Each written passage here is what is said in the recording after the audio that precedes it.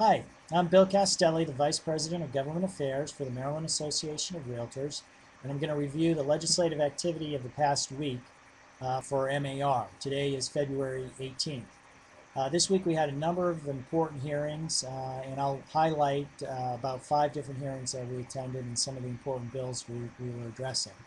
One was a septic bill that would require nitrogen reduction technology for all new homes built in most of Maryland, not the entire state, but most of Maryland.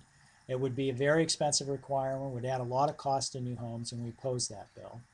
We also oppose legislation that would enact a renewable energy surcharge on all residential and commercial utility bills.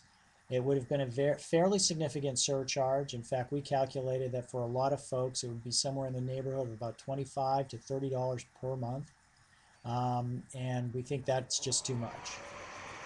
We also supported legislation that would impose a financial literacy requirement for the schools so that when your sons and daughters graduate from high school, they would actually have some education in financial literacy and have an understanding of financial concepts and be able to manage their money.